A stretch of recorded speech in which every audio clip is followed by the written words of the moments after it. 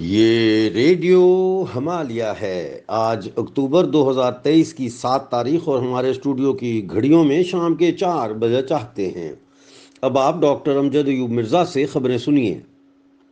اسرائیل کے وزیر اعظم نتن یاہو نے اعلان کیا ہے کہ اسرائیل حالت جنگ میں ہے۔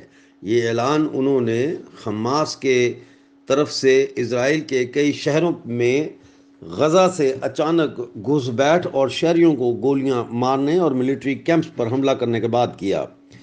حماس نے آج صبح 6:30 بجے یہ حملہ کیا، جس میں کئی اسرائیلی شہروں پر 5000 راکٹ 20 منٹ میں داغے گئے، جس کی وجہ سے کئی اسرائیلی ہلاک ہو گئے۔ راکٹ حملہ سینٹرل اور جنوبی اسرائیل پر کیا گیا۔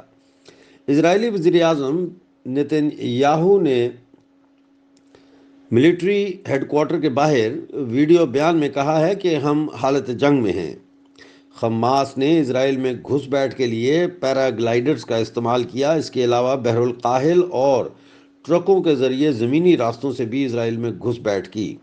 ابھی تک اطلاع یہ ہے کہ کئی گھنٹوں سے اسرائیل کے 5 جنوبی علاقوں میں جو غزہ کے ساتھ لگتے ہیں جنگ جاری ہے، اور 2 اسرائیلی فوجی کیمپوں کو بھی حملے کا نشانہ بنایا گیا ہے۔ حماس نے اسرائیل پر حملے کی دنیا بھر میں مذمت کی جا رہی ہے۔ برطانوی وزیر اعظم رشی سناک کے وزیر خارجہ جیمز کلیورلی نے اسرائیل کے غیر مسلح عوام پر حملے کی شدید مذمت کی۔ اسی طرح فرانس، جرمنی، یوکرائن، اسپین نے بھی اس دہشت گردی کے حملے پر شدید صدمے کا اظہار کیا۔ ابھی تک 22 اسرائیلی شہری قتل کیے جا چکے ہیں، جبکہ 500 سے زائد زخمی ہیں۔ حماس نے اس حملے کو آپریشن الاقصی فلڈ کا نام دیا اور پہلے 20 منٹ میں اسرائیل کے جنوبی شہروں پر 5000 راکٹ داغنے کا دعویٰ کیا ہے۔ یہ آپریشن حماس کے القاسم بریگیڈ نے کیا ہے۔ یوکرین اور روس جس طرح جنگ کو یورپ میں جھونک چکا ہے، اسی طرح اسرائیل پر حماس سے حملہ کروا کر مشرق وسطیٰ کو بھی جنگ میں جھونکنے کی سازش شروع ہو چکی ہے۔